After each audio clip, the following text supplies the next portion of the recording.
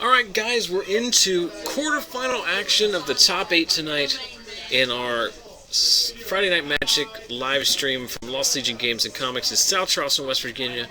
You have to forgive me, it's getting loud out here right behind me as there's about 6 people playing Commander, so I'm going to have to fight with that ambient noise. But we are off into our top 8 feature match. We've got on the left Nick Reid, we've watched him a couple times tonight, playing blue-white control, pretty much the stock cards that you would expect, sweepers, D-spheres, planeswalkers, and the like. And his opponent is Scotty Wright, who's on a junk mid-range deck, mana accelerants, Loxodon Smiters, black removal into Obsidat and Whip. So we see a Mana Dork and a Loxodon Smiter from Scotty get met by a turn 4 Supreme Verdict from Nick. Scotty follows up with the Scavenging Ooze. But Nick in a pretty good spot here. On his 5th turn, hasn't missed a land drop, only facing down 1 creature. Nabbing a Sylvan Caryatid with an Essence Scatter, still at 20 life. So pretty good spot for Nick here. The control deck seems to have stabilized very early, and Scotty stuck on 2 lands.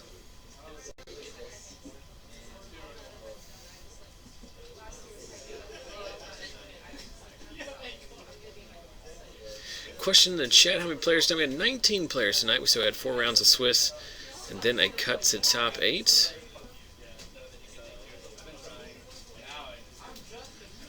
So Scotty finds his 3rd land in the form of an Overgrown Tomb and lands a Sin Collector. In response, Nick is going to cycle his Azorius Charm so he doesn't have to get bent and reveal 3 lands. So the good news is, Nick, you don't have to discard any of them. The bad news is you have absolutely no business. So Nick draws off the top. It's a Divination, it looks like. Likely one of the best cards you could have drawn in that spot. And subsequent to that, let's see if he drew a follow-up. We've seen Nick, especially in his round 1 feature match against Mono Red, draw what seems like every land in his deck to get to this spot.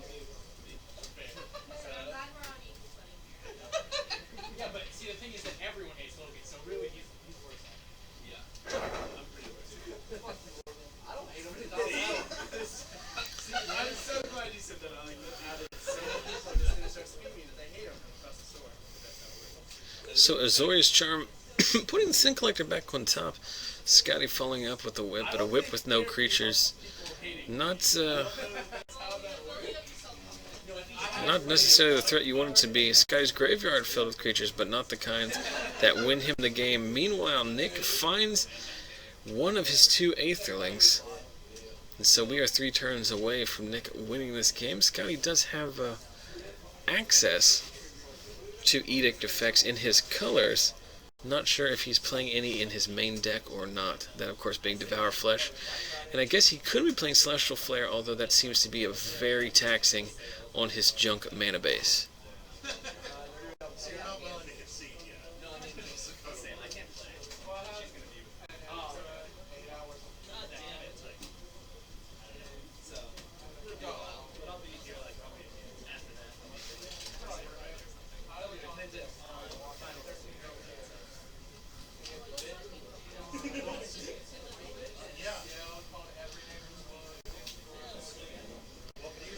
So Scotty lands a Loxodon Smiter and just passes the turn back.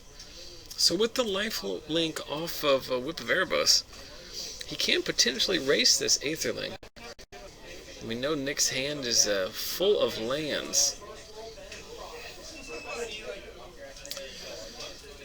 So we're going to attack in here, not bothering to make it unblockable.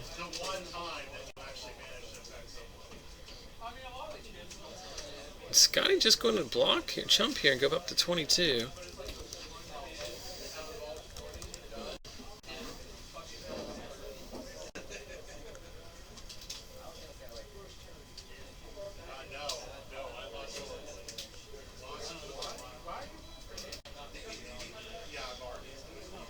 And then end of turn with Scotty tapped low. Nick is going to sneak in a full value Sphinx's Revelation. Gaining 6 life, more importantly, drawing 6 cards, putting him up to 26. and likely filling his hand with all the business. Going ahead and showing Scotty just for the...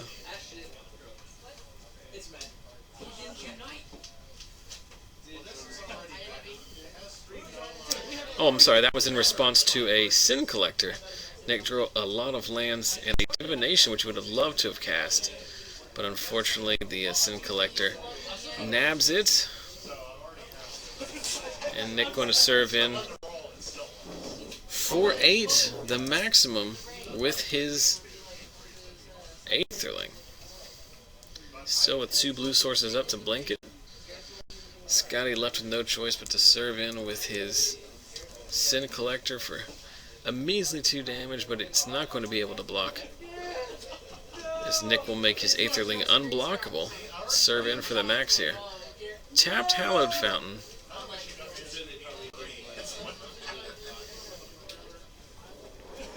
Serving in with Aetherling. In response, he's going to make it unblockable before blockers, and Scotty's going to take the max here. Drop down to 6, dead on board. D-Sphere takes out the Worm token, and barring an Edict effect, looks like Nick is going to get game 1 here. As Scotty adds an Elvish Mystic to the board, about 19 turns too late. Make it unblockable. Pump it. Hero's Downfall to Fog for a turn.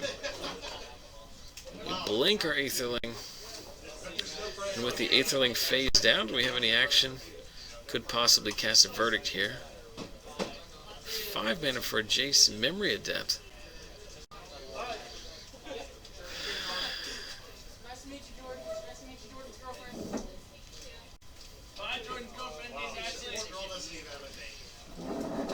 And Scotty sees the writing on the wall.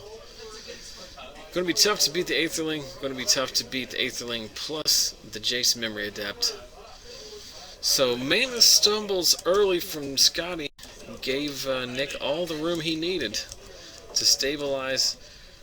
Drew a lot of lands, but eventually landed an Aetherling, which is proving to be the hardest card in Standard to deal with. So we move to the sideboarded games with Nick up 1. 209 guys watching us right now. We appreciate your patronage. We'd also appreciate it if you follow us on various forms of social media. Head over to our YouTube channel at youtube.com/ZachSellsMagic. Everything we've ever recorded. And when I say that, what you think I said is a lot of things I've recorded. But literally everything we've ever recorded, event-wise, is archived on our YouTube channel. So tons of standard action, EDH deck techs, pre-release drafts, sealed events, even as recently as Wednesday, a 4-round Legacy event. So check that out and subscribe. Follow me on Twitter at ZachSellsMagic. Like our Facebook page at facebook.com/ZachSellsMagic, which is updated daily with Magic news and interest pieces, information about the stream, fun videos, pictures, and the like. And then finally, you're watching on Twitch live right now. So go ahead and click the follow button below and to the left. They'll send you an email notification anytime our stream goes live. We broadcast each week, 6:30 p.m. Eastern here from the Broom Closet with our Friday night standard event. Let's play some Magic here. This is the joy of watching on YouTube because I cut out all of this in-between game action. So you're left with just the hardcore Magic, non-stop, heart-pounding beats.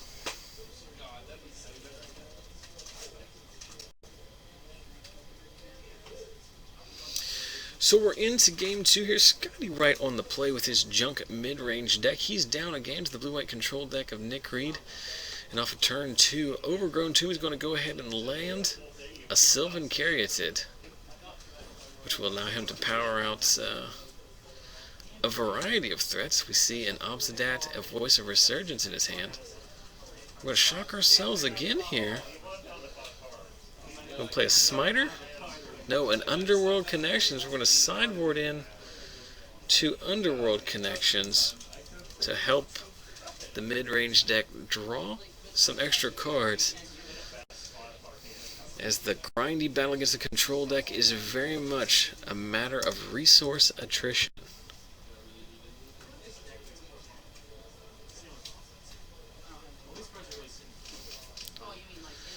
So there is a Voice of Resurgence. Nick's going to nab it with a Dissolver, leaving a card on top. So going to be somewhat disheartening for Scotty. Again, we're on Scotty's turn 4 here. And Nick is still at 20 life. He's going to draw a card off of Underworld Connections at sorcery speed and draw into a Thoughtseize, revealing 3 Jaces, 2 of them Architect of Thought, 1 Memory Adept, a basic island, a Syncopate, and a Supreme Verdict. I guess you take the Verdict here, as you can play around the Syncopate. Taking a Jace isn't really going to solve anything.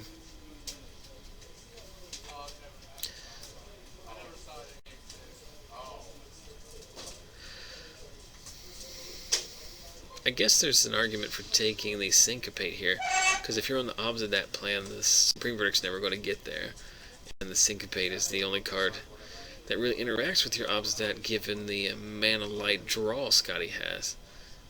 And that's the way he decides to go, so we're all in on opposite here, it looks like. So we're going to need to draw a 5th land, or a 4th land and a 5th mana source to cast that next turn. But we have the 5th land all along, or the 4th land I should say, as we play an Overgrown Tomb tapped. Nick plays one of the 2 Jace Architect of Thoughts that we knew about. We're likely going to tick this up, as Nick has a grip full of business, and Scotty is not presenting any threat.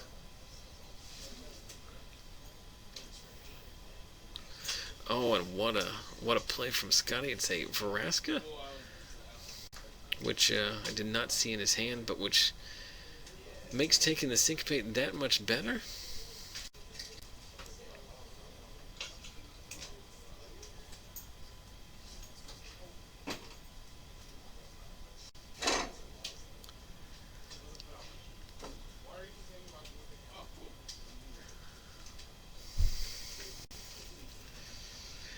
So Mini Factor Fiction nets us a land. We're going to tick up our Vraska here. And is this the turn we land the Obsidat? It is. So Nick up against it here. He's going to need to find an instant speed answer to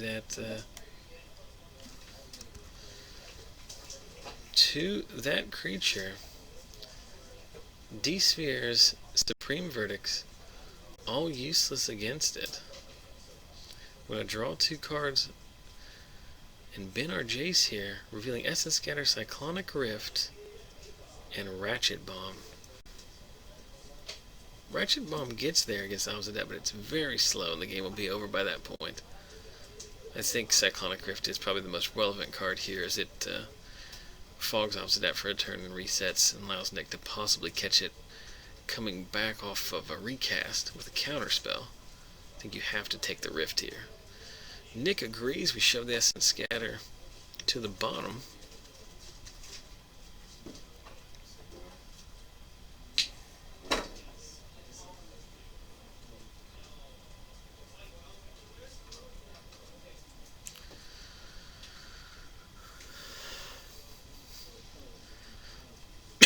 Obsidat phases back in. 4-point life swing. Scotty with the grip in a pretty good spot here. I think I see a Sin Collector. We are going to tick Vraska up. We don't have any targets for its minus ability. Getting closer as we ever closer to 7 so we can make some assassins. There's a Loxodon Spider. We know Nick has a Cyclonic Rift in his hand, so likely going to bounce the Obsidat in response to the trigger. Well, at this point he can bounce it in response to the attack, considering Scotty has somewhat incorrectly tapped out. But nope, Nick using this opportunity to resolve a Sphinx's Revelation. Scotty not attacking, I think, trying to play around Azorius Charm, which is not an unreasonable line there.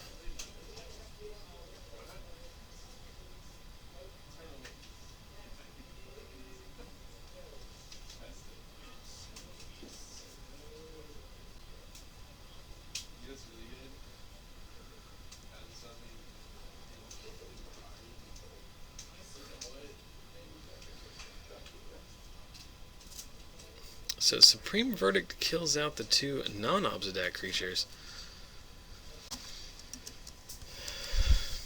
But we're still facing down an active Planeswalker and active Underworld connections, continuing to grind Scotty some card advantage.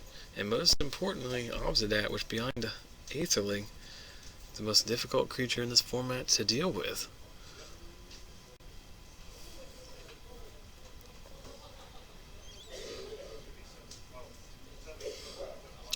Scotty, playing around his Ori's Charm a turn earlier, decides this turn to go for it because he has another one in his hand. So, interesting gambit run by Scotty there, and it worked to perfection as we burn a card out of Nick's hand and don't get into extra damage and don't lose any tempo.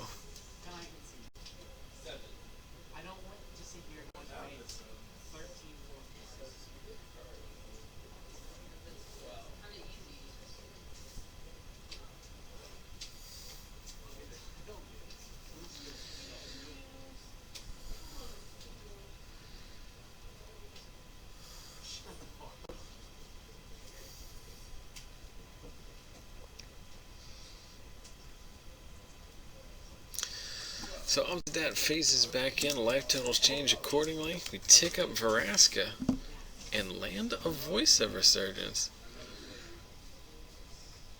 Nick going to double check that he can't Cyclonic Rift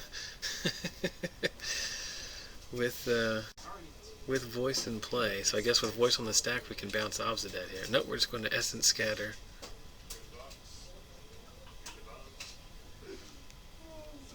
So Essence Scatter answers the Voice.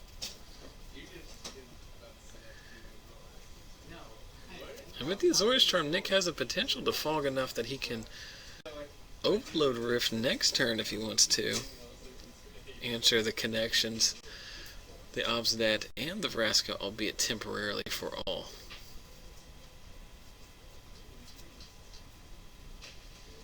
No, he's not going to wait for it. He's going to do it this turn. Scotty, having tapped low, is unable to recast Obsidian. So Nick successfully keeps it off the board for a turn. More importantly, can try and catch it on the way back down with a counterspell. But just passes back. He's short the 7th land he would have needed to overload the Rift anyway.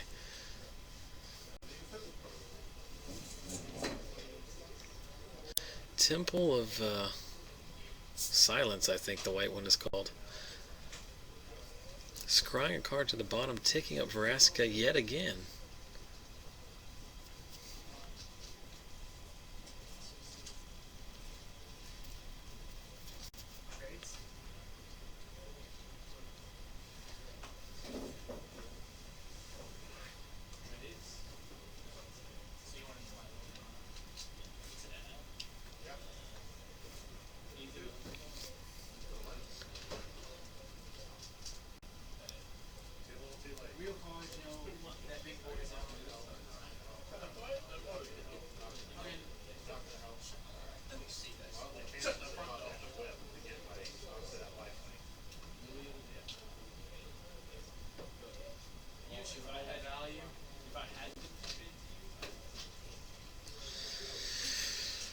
So we're thinking here, I guess Scotty's unwilling to play his Obsidian for some reason. Doesn't seem to make any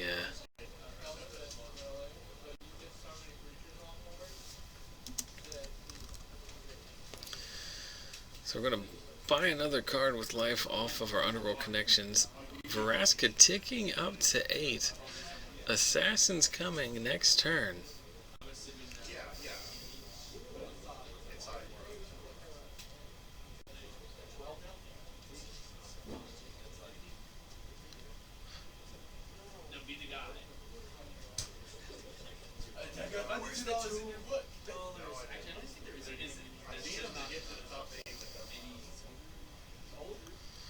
So it looks like we finally decided to pull the trigger on an Obsidian here. I'm really not sure what we're playing around. Like, we have 2 copies of Obsidian in our hand.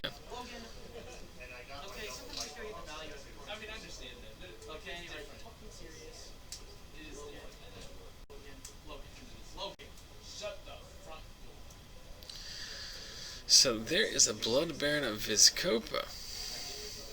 Can't be Azorius Charmed, but can't be desphered, but can be removed in a variety of other ways. So we've reached our 7th mana. 11th. We've reached our 7th mana. We can overload a Rift.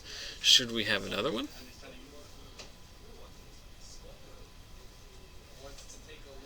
The chat wondering why that wasn't an Obsidat, and I have the same question, but I'm not sure exactly what the deal is here.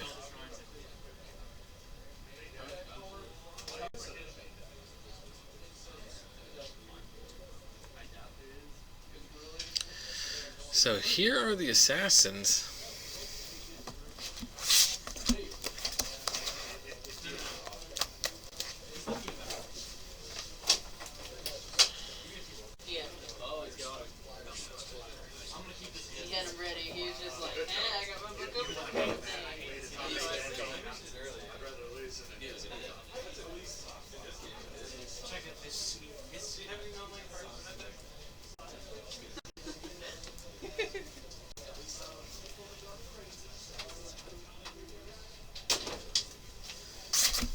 So assassins make an appearance. Actual assassin tokens in play.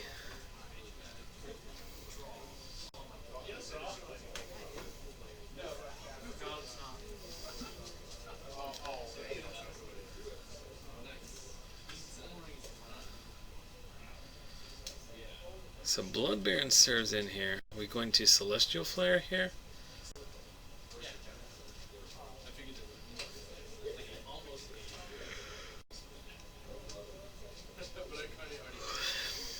I'm going to Last Breath the Voice. And then we're going to Celestial Flare for some reason, in that order. Last Breathing the Voice allows us to untap and then Verdict for maximum value. But, not sure that really that gets us anywhere.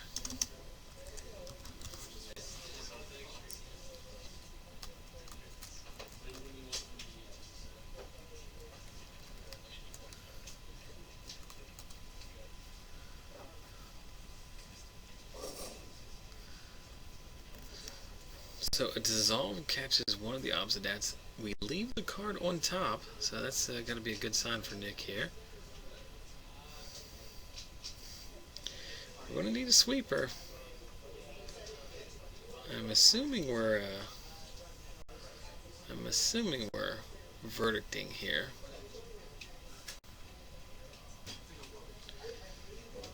So we're lining up our verdict mana.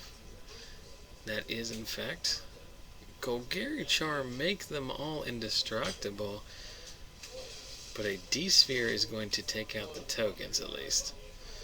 So Nick kind of blown out there by the Golgari Charm, but luckily had a D-Sphere backup. He's still facing down a 1/1 Voice Elemental token.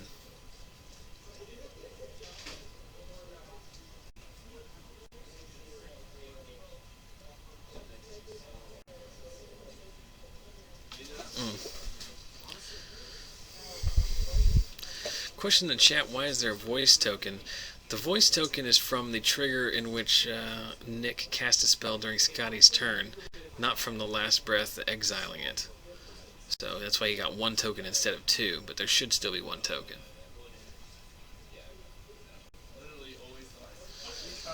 So with Obsidat off of a whip,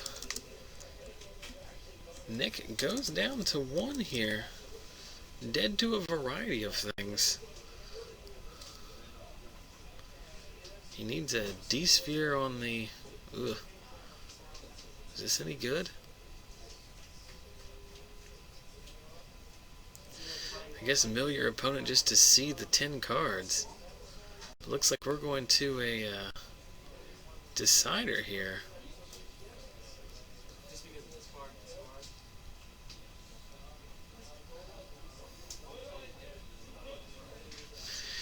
And that's it. So Scotty off the back of what it may seem like Vraska won him that game, or Obsidat, but I think the Underworld Connections, to be perfectly honest, was the most important card giving Scotty all the resources that he needed to outlast the control deck of Nick Reid. So we move to a decider here. I think all the other quarterfinal games are done. So this is the last one. Reanimator deck to break out in this format, I think. With that 5 cost one? Yeah. Man. There's 2 cards in that format called the player knows and opposite that Ghost Council. I do want to answer a question in the chat from BZPG. Why would anybody play blue-white over Esper? One thing you're not factoring in is Burning Earth, but more importantly, card availability.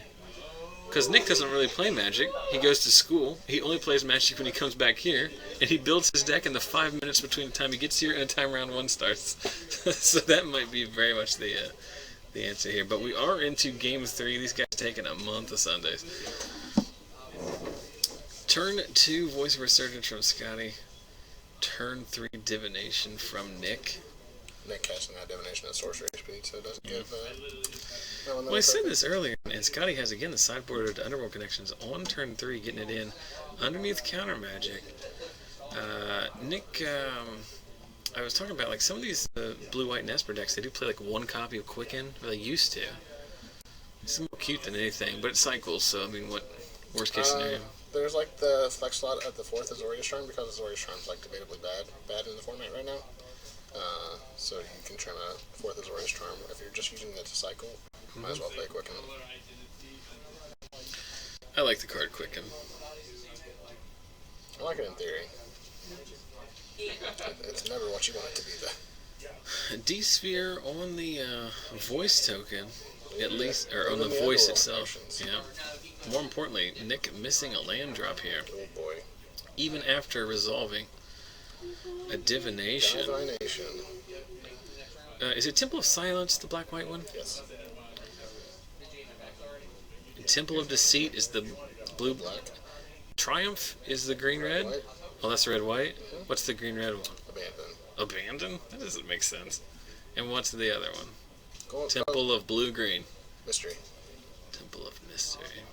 Abandon because they don't need buildings anymore. They're savages. They abandon all the buildings. So Scotty follows up with yet another Voice of Resurgence. I did see Nick bring in the Pithing Needle for this game. For, Probably that's why he went for the voice instead of the Underworld Connections.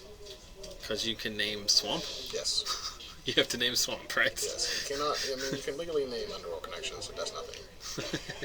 Much like on Wednesday, Alec needled Heritage Druid, and now see, to be fair, Scotty, if Scotty doesn't know that and just doesn't play around it. If like Dragon's Bane had been played on that Heritage Druid, you couldn't activate the ability of it, but that probably wasn't going to be the case. When I was at the last Legacy Star City Open, I played in my Goblin's opponent. I was playing Hive Mind. My Goblin's opponent sideboarded in Chalice of the Void, and I saw it. I saw him sideboarding it in, and I just prayed that happened, because it doesn't work like that. Like you can still cast it. It just gets countered, but his goes on the stack.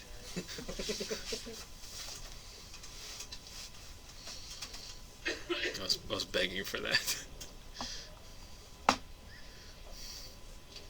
We've seen Reid Duke play spells that should have been countered by Chalice of the Void that don't get countered. Cuneo did that at the last GP. Mm-hmm. Cast a Heritage Druid right through a Chalice on one. It's up to your opponent to catch the trigger. It is a triggered ability. Oh, that Cuneo did well on that GP. He's a good player. He plays elves well too, so it's good to see people have pet decks and do well with them. So Golgarian Charm sideboarded in as well, taking out a D-Sphere, rebuying one of the voices. So Scotty drawing a lot of his sideboard in both Game 2 and here in Game 3. The Underworld Connections, much like it did in Game 2, helping him draw so many resources.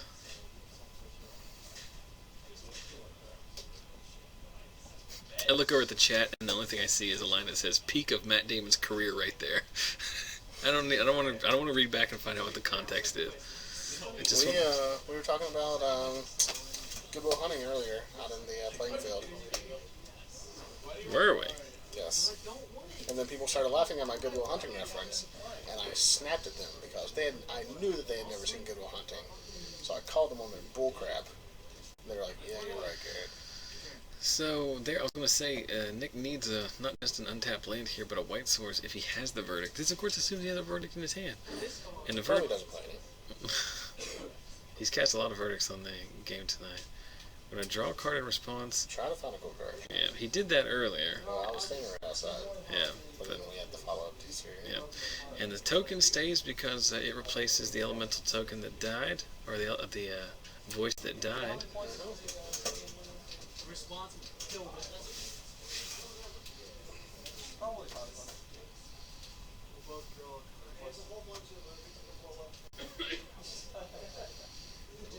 Scotty's a good Magic player. I like Scotty. Scotty got to up his pace of play.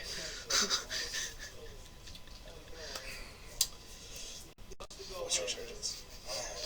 You were in here on Wednesday when his opponent was 5 and he had 5 powers worth of attackers and he played a creature natural ordered it.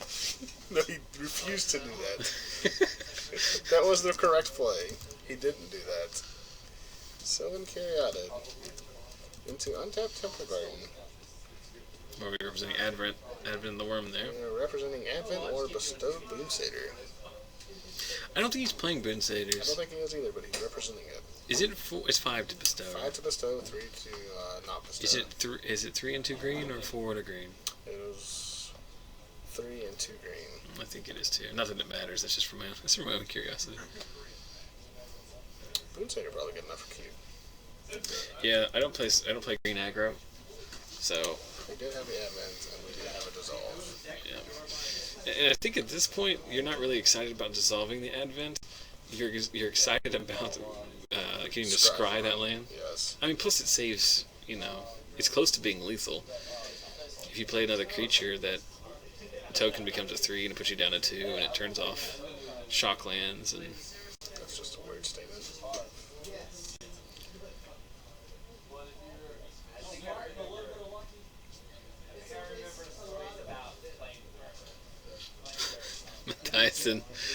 Ty's asking me if I know how to generate green mana. The only green mana I generate usually casts some kind of 1/1 mana elf. There's a Smiter, and while Nick had the opportunity to counterspell that, chose not to. Wasn't he tapped out? Regardless, I just want to make a counter. Oh, because you can't counter it? You can. It's just uncounterable. Yes. In response, we're going to draw a card here. I guess it's technically correct, but I don't really know what we're going to draw in response to that. Advent and end of turn. That'd be the game. Makes the